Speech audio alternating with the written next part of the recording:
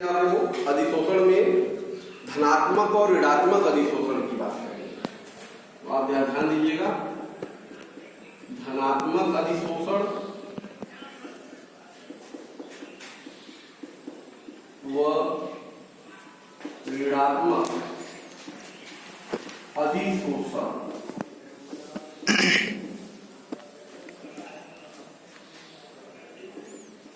Positive and negative adsorption.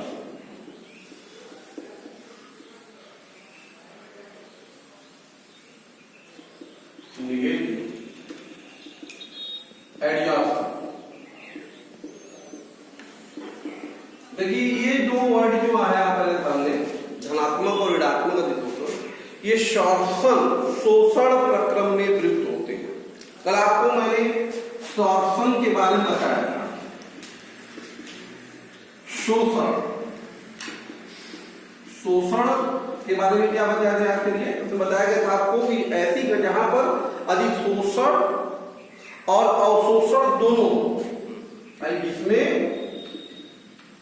अधिशोषण व अवशोषण दोनों घटनाएं होती हैं,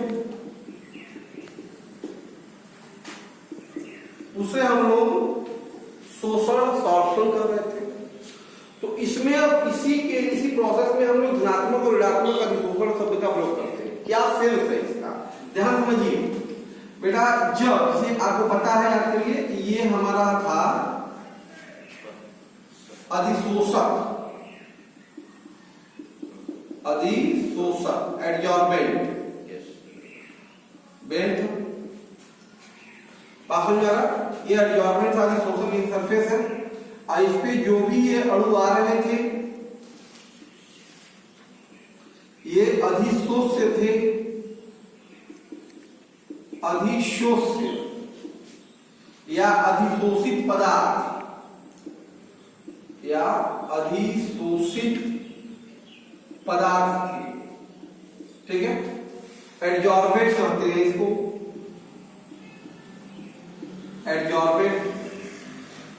तो ये जब सतह पर एकत्रित हो रहा था, यानी शोषण हो रहा था, जब इसके अभ्यंतर इंटीरियर में एंटर कर जा रहा था, अभ्यंतर ये जो इंटीरियर है,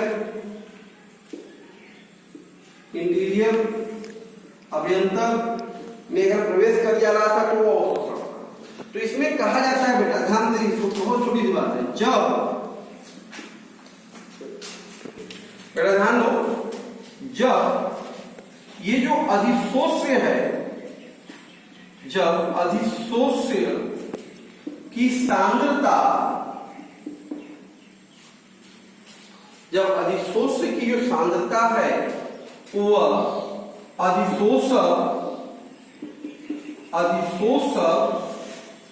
के अभ्यंतर, अब जो इंटीरियर पार्ट है अभ्यंतर के सापेक्ष या की अपेक्षा अधिक होता है, अधिक होता है, तो उसे धनात्मक अधिशोषण कहते हैं। क्या कहते हैं उसे? धनात्मक अधिशोषण कहते हैं। क्लियर? जो अधिशोष है, अगर इसका कंसंट्रेशन इसके इंटीरियर पार्ट की तुलना में अधिक, इस जमा होने वाले पदार्थ की सांद्रता अधिक मात्रा में पदार्थ केवल अधिशोषित, तो ऐसी घटना में यह अधिशोषण क्या कहलाएगा? धनात्मक अधिशोषण कहलाएगा। क्लियर है? और ध्यान, यदि यही कहेंगे, जब अधिशोष्य की सांद्रता जो है अधिशोषक के अभ्यंतर इंटीरियर हो गया,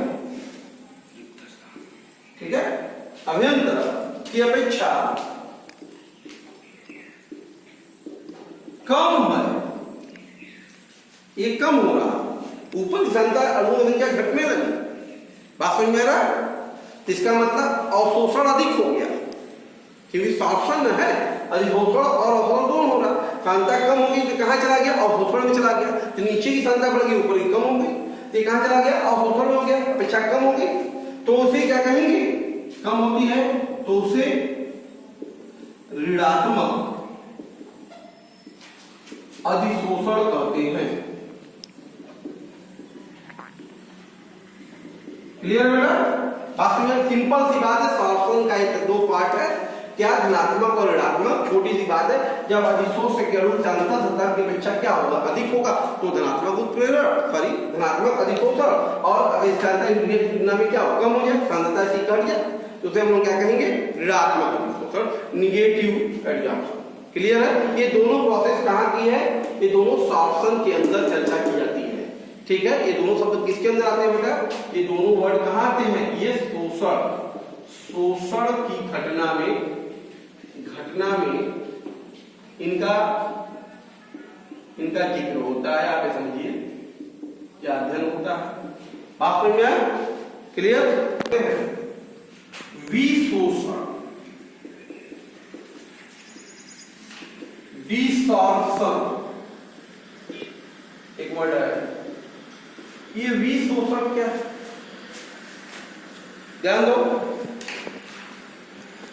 ये जो है हमारा, ये अधिशोषक है, एडजॉर्बेंट है।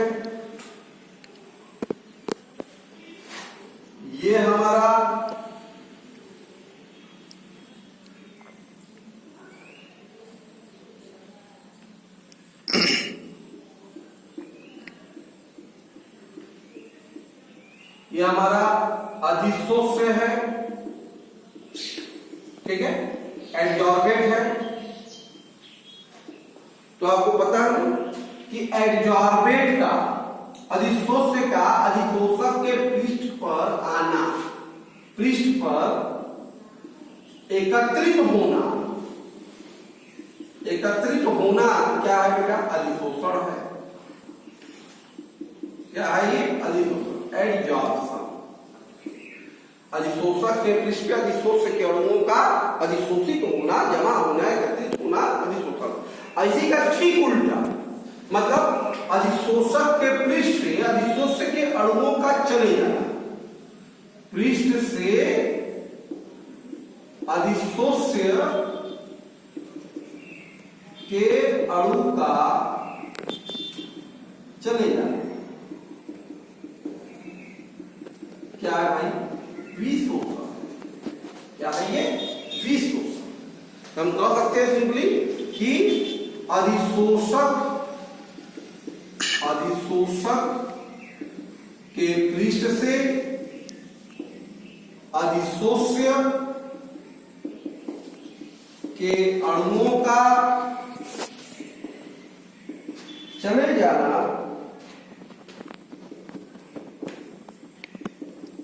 ही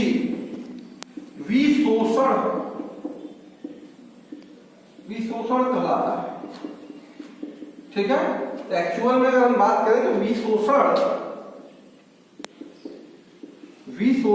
एक बेटा अधिशोषण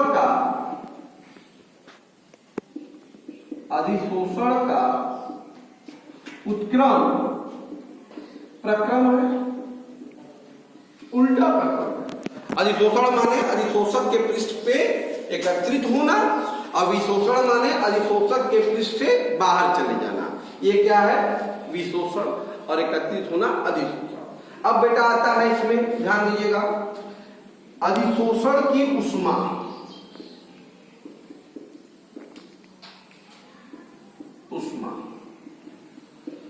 हीट ऑफ एडजॉर्प्शन,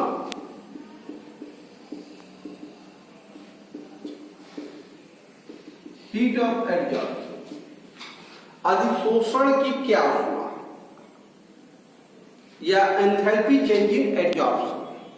ठीक है, ध्यान दीजिए बेटा, एक्चुअल में अधिशोषण, पहली बात ये जानिए कि अधिशोषण जो है एक ऊष्माक्षेपी प्रक्रम है। ऊष्माक्षेपी एक्सोथर्मिक प्रोसेस है। क्या है एक्सोथर्मिक, उष्माक्षेपी प्रक्रम। इसका मतलब हुआ अधिशोषण की प्रक्रिया में उष्माएं उत्सर्जित होती हैं। कहने का इसका मतलब क्या हुआ? इसका मतलब हुआ कि अधिशोषण के प्रक्रम में उष्मा क्या होती है? उत्सर्जित होती है। ठीक है, अधिशोषण के प्रक्रम में क्या होगी? उष्माएं उत्सर्जित होंगी। ध्यान दीजिएगा, अधिशोषण तो हम ऐसा कह सकते हैं बेटा कि अधिशोषक, परिभाषित कैसे करेंगे? अधिशोषक के पृष्ठ पर, अधिशोषक के पृष्ठ पर एक मोल अधिशोष्य,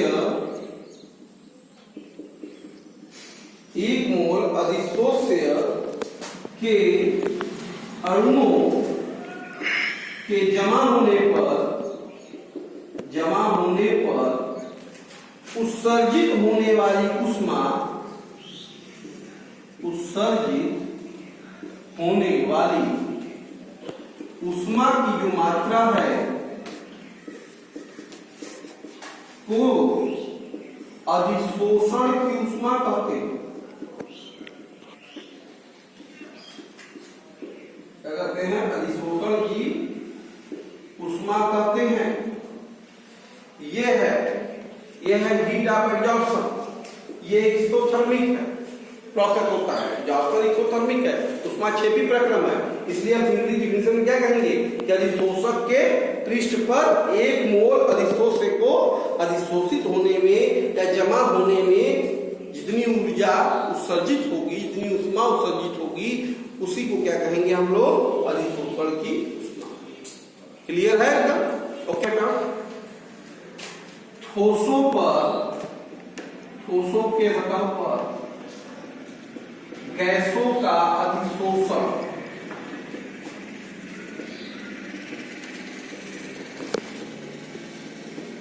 एब्जॉर्प्शन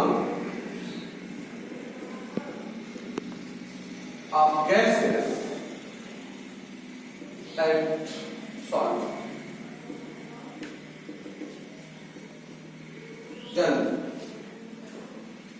देखो बेटा, गैस, ठोसों के सतह पर गैसों का अधिशोषण एक सामान्य घटना है। ऐसा आप देखे होंगे बहुत सारे एग्जाम्पल, जलवाष्प वगैरह देखते हैं पत्तियों पे, अक्सर ठंडी के मौसम में वाष्प जम जाती है, अधिशोषण की घटना है। बात समझ आ रहा है? तो हम कह सकते हैं कि ठोसों पर गैसों का अधिशोषण एक सामान्य घटना है।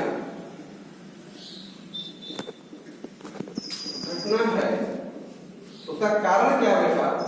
क्योंकि ठोसों के पृष्ठ पर असंतुलित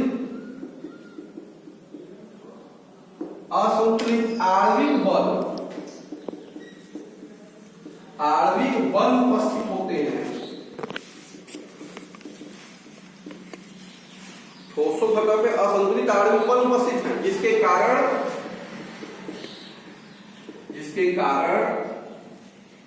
इन पर गैसों का अधिशोषण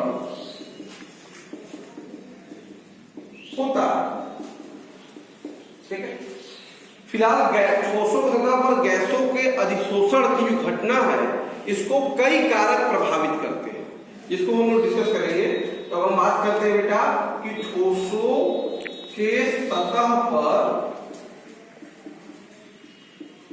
गैसों के अधिशोषण को प्रभावित करने वाला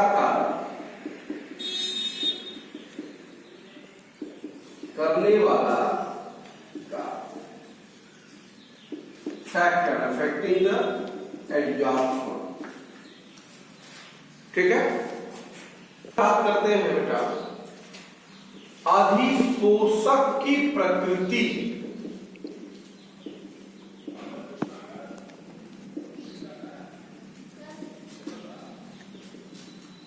नेचर ऑफ एडजॉर्बेंट। एडजॉर्बेंट का मतलब क्या? सॉलिड। एडजॉर्बेंट क्या है? ठोसों पर गैस के अधिशोषण में अधिशोषक क्या है? ठोस ही है। तो उसकी प्रकृति कैसी होनी चाहिए ठोसों की, वही बताने की बात कर रहा हूं कि जो अधिशोषक होता है बेटा, अधिशोषक पर एक अविशिष्ट अधिशोषक पृष्ठ पर बेटा अविशिष्ट बल क्षेत्र उपस्थित होना चाहिए या उपस्थित होता है, उपस्थित होता है। अधिशोषक के चीज में अविशिष्ट बल क्षेत्र, ढेर सारे सरफेस रफ है, ढेर सारे, तो उतना बल वहां पे क्या करेगा? कार्य कर रहा है डायरेक्शन मॉलिक्यूलर फोर्स मैंने कहा कि अनबैलेंस फोर्स कार्य करता है यहाँ पर, असंतुलित। तो एक बल क्षेत्र हो गया, इनका नाम स्पेसिफिक फोर्स हो गया। बात समझ में आ रहा? ये फोर्स तो हम ये भी कह सकते हैं कि अगर यह बल क्षेत्र जितना अधिक होगा, जितना अधिक होगा, अधिशोषण की मात्रा भी उतना अधिक होगा, उतना अधिक होगा। आप समझ रहे हो? जितना अधिक उसका ये फोर्स का नेचर अधिक होगा, आरबी बल की नेचर जितना अधिक होगा, अधिशोषित करने का फोर्सेस, बॉन्डिंग का फोर्सेस उतनी अधिक क्या करेंगे? गैसों को अपनी सतह पर अधिशोषित कर देंगे। क्लियर है? दूसरा फैक्टर है अधिशोषक का पृष्ठीय क्षेत्रफल।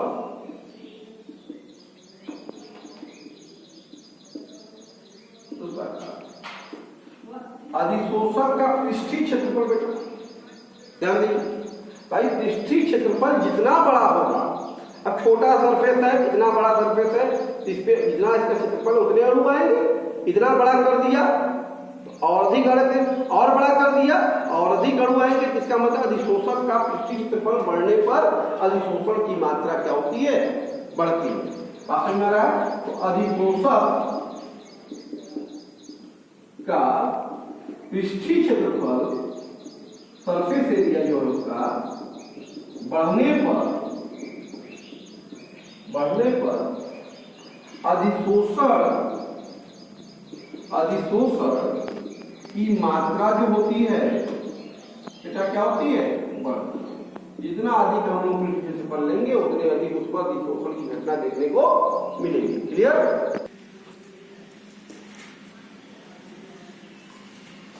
विभाजित और प्रभाजित अवस्था ये है अधिशोषक की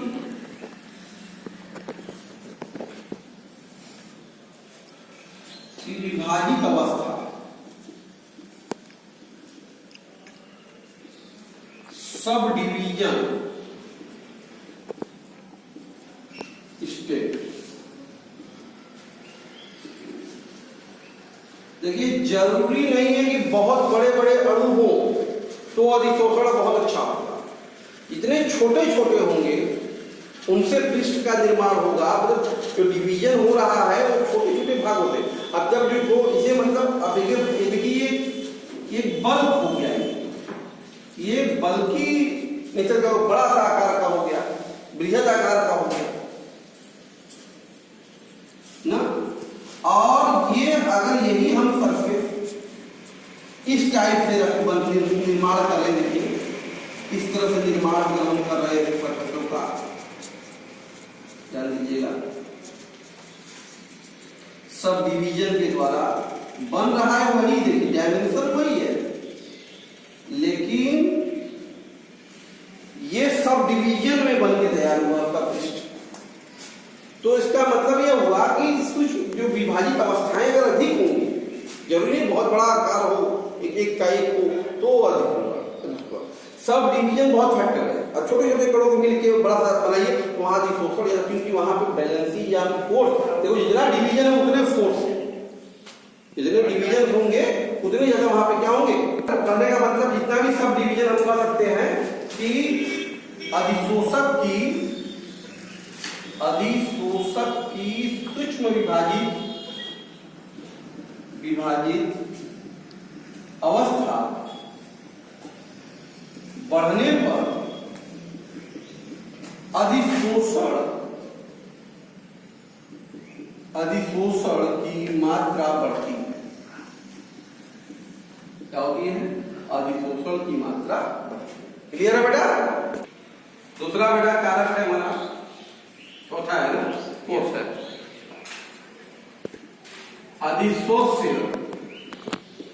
अधिशोष्य की प्रकृति, नेचर ऑफ एडजॉर्बेंट।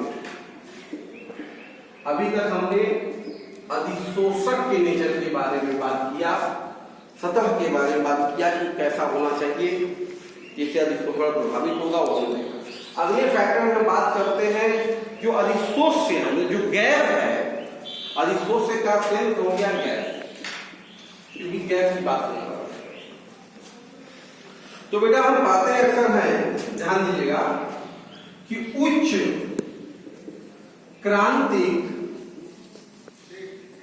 क्रांतिक ताप वाले जो अधिशोष्य हैं, अधिशोष्य मतलब गैस, ठीक है, गैस के अणुओं में,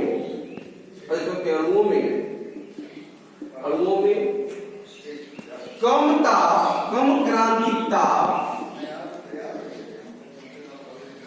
क्रांतिक ताप वाले अधिशोष्य के अणुओं की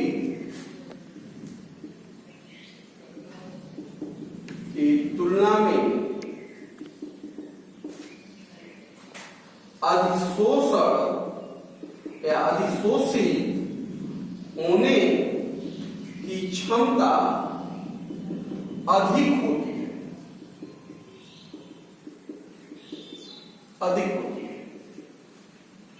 जिसका क्रांतिक ताप अधिक होगा।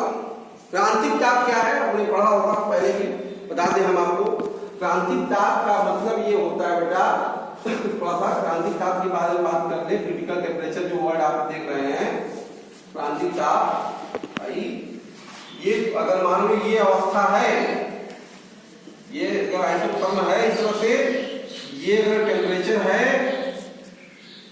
ये इसी तब कहलाएगा कि इस ताप के नीचे, बिलो ताप के नीचे, T जो है इस ताप के नीचे अगर अल्प दाब भी लगाते हैं, अल्प दाब लगाने से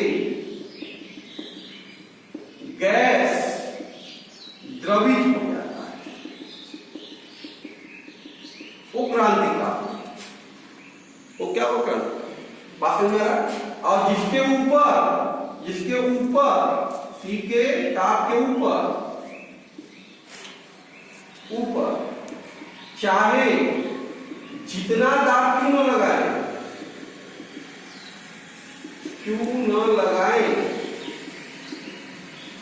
वह द्रवित नहीं होगा। तो भाई क्रांतिक ताप वह ताप है जिसके नीचे अल्प दाब, थोड़ा सा भी दाब लगा देंगे तो द्रव अवस्था में चला जाएगा, और उसके ऊपर थोड़ा सा भी ताप है, ऊपर जितना दाब हम क्यों न लगा दें, लेकिन वो द्रवित होने वाला नहीं है। ऐसे ताप क्रांतिक ताप कहते हैं। तो वो गैस है जिनका क्रांतिक ताप अधिक है, तो हायर डिग्री टेम्परेचर पे है, तो डेफिनेटली जो अधिक क्रांतिक ताप वाला होगा तो वो क्या करेगा, द्रवित नहीं होगा आसानी से। अपनी गैसीय अवस्था में, हम गैस की बात कर रहे हैं, तो अपनी गैसीय अवस्था में अधिक देर तक क्या रहेगा, उसके सतह पर अधिशोषित बांधिंग बनाने की क्षमता उसकी अधिक होगी। इसीलिए मैंने बताया आपको कि उच्च क्रांतिक ताप वाले जो अधिशोष्य हैं, उनके अणुओं में कम क्रांतिक ताप वाले अणुओं की तुलना में अधिशोषण होने की क्षमता अधिक होती है। क्लियर है बेटा? देखिए अब बात करते हैं बेटा हम लोग दाब का प्रभाव, इफेक्ट ऑफ प्रेशर।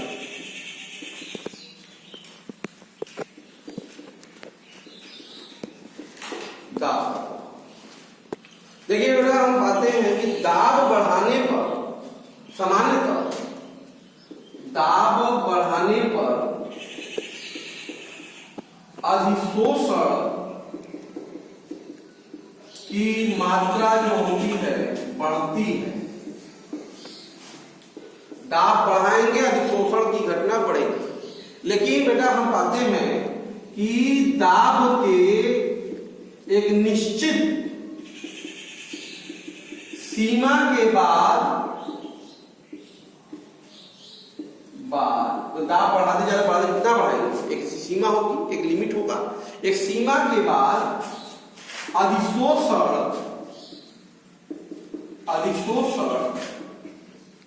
एक स्थिर अवस्था में आ जाता है,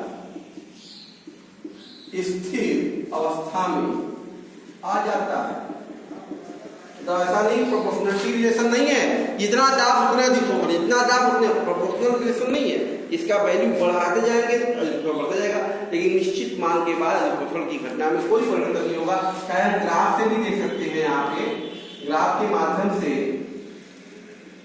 बेटा x बाई m का मतलब यम द्रव्यमान के पृष्ठ पर, अधिशोषक के पृष्ठ पर यक्स ग्राम अधिशोष से अधिशोषित हुआ। ये x बाई m उसका फ्रैक्शन रेशियो हो गया, ठीक है। आइए हो गया दाब।